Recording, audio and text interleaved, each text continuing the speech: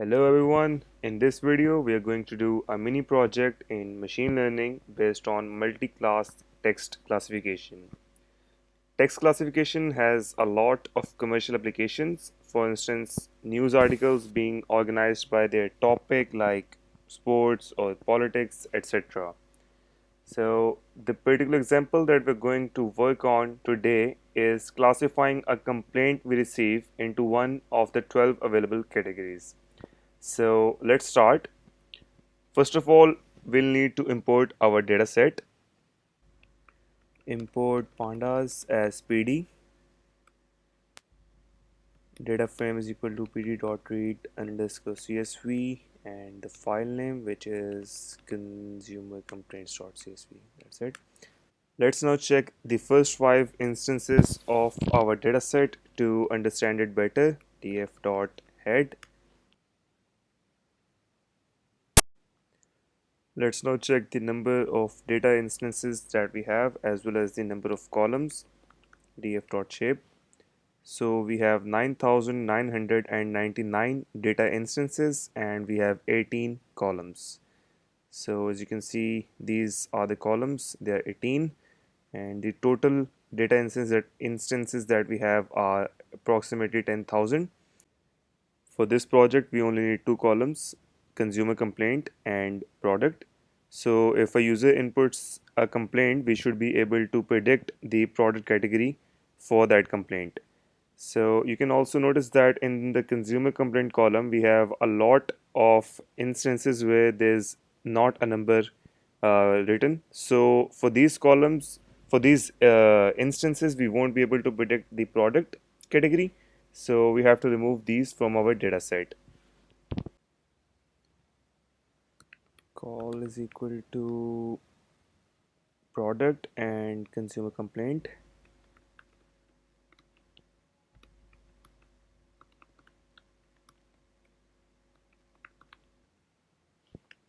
df is equal to df call, and df is equal to df pd dot not null df and consumer complaint. Let's run this. Now I'm going to add a column encoding the product as an integer because categorical values are often better represented by integers than strings. And we're also going to create a couple of dictionaries for future use. I'll also be removing the space in the name of the consumer complaint column. df dot columns is equal to product comma consumer underscore complaint. df category id is equal to df product dot factorize and index 0. So category id data frame is equal to df product consumer complaint. Category id df is equal to df product category id dot drop duplicates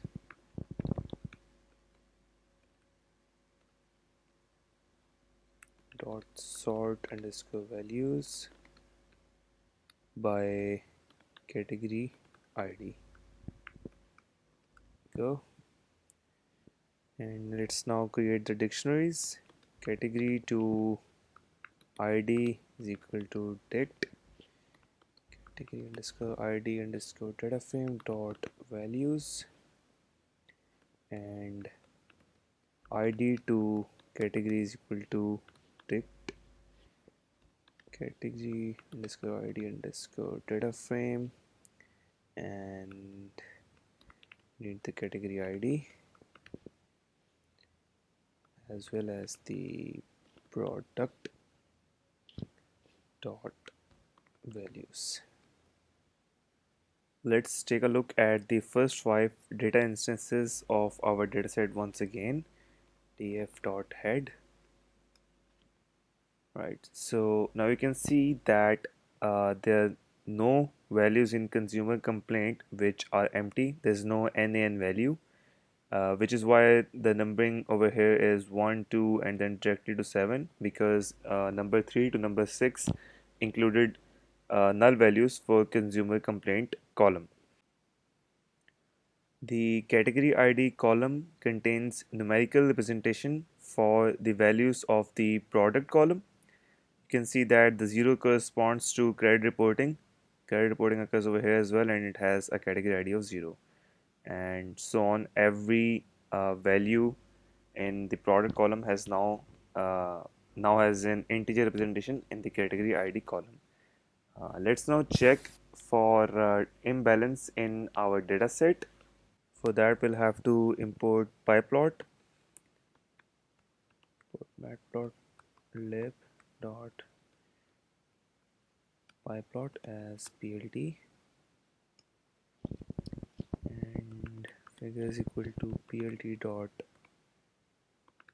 figure, and let's set the figure size equal 8 by 6. Let's now create a bar chart and group our data by the product column. So df dot group by, column name is product dot consumer underscore complaint dot count, and plot dot bar. Let's set the while limit equal to 0. Alright, so here's our graph.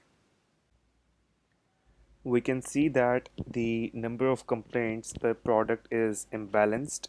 Consumers' complaints are more biased towards debt collection, credit reporting, and mortgage. So when we encounter such problems, we are bound to have difficulties solving them with standard algorithms. However, for cases like fraud detection or cancer prediction, we would need to carefully configure our model or artificially balance the dataset. And we can do that by undersampling or oversampling our dataset, but that's beyond the scope of this video. You can research on that on your own. And in our case of learning imbalanced data, the majority classes might be of greater interest. So it's desirable to have a classifier that gives high prediction accuracy over the majority class while maintaining a reasonable accuracy for the minority classes. So we don't need to do anything to this imbalance, and we can leave it as it is. So let's move forward. The next step is text representation. The classifiers cannot directly process the text documents in their original form, as they expect numerical feature vectors with a fixed size rather than the raw text documents with variable length. So one common way to do that is by using the bag of words model. So in our case, the complaint narrative column, for every instance of the complaint narrative, the presence of words would be taken into consideration, but the order in which those words occur would be ignored. So for each term in our dataset, we will calculate a measure which is called TF-IDF, which is short for term frequency inverse document frequency. So let's code that. We'll start by importing TF-IDF vectorizer from scikit library, from sklearn dot feature underscore extraction dot txt dot text, import TF-ID vectorizer. There we go. And then TF-IDF is equal to, let's call that function TF-ID vectorizer, and let's set its parameters. Sublinear 10 TF is equal to true, and min underscore tf is equal to 5. Let's set the norm to L2, comma, and ngam range to 1 comma 2. Set the stop words equal to English. Right.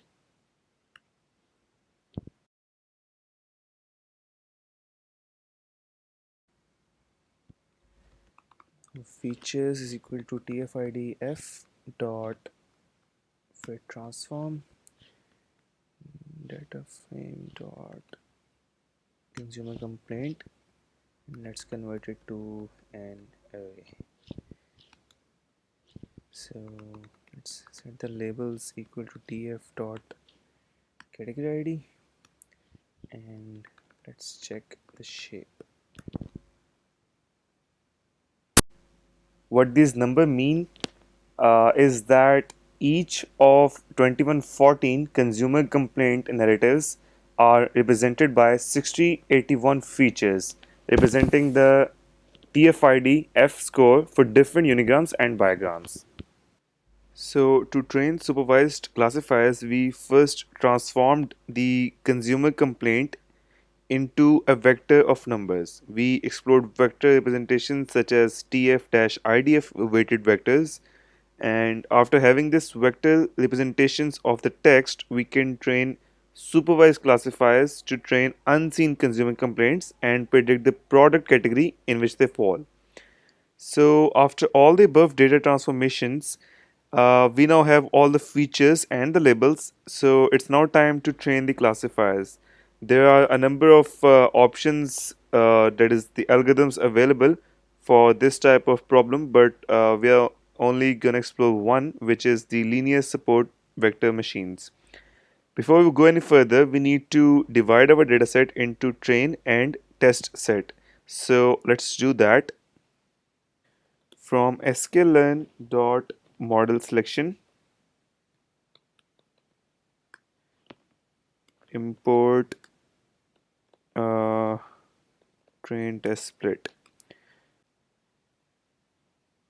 x underscore train comma x underscore test comma y underscore train and y underscore test is equal to, let's call the function train test split and pass it data frame with the consumer complaint column, this one, and let's also pass it data frame with the product column. Let's set the random state to 0. Let's run this. Alright. We also need to convert this collection of text documents into a matrix of token counts. So let's use the count vectorizer function to do that. Let's import it first from sklearn dot feature extraction dot text, import count vectorizer.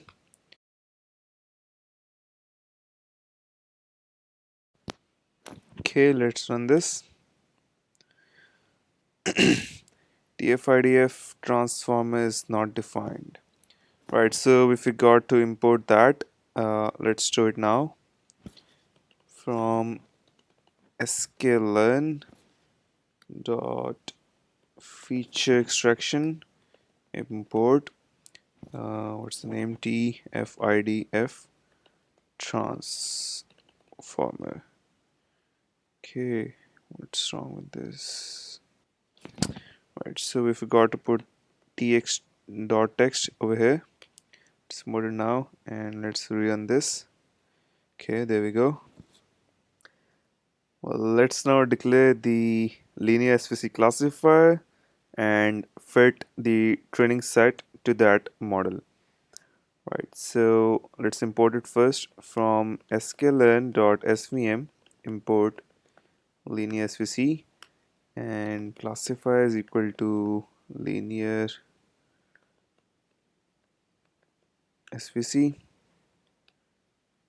dot fit x underscore train underscore tf idf comma y underscore train. Okay, let's run this. And now we are ready to make some predictions. So for that, let's choose an instance from our dataset. Let's go for this one. Control C and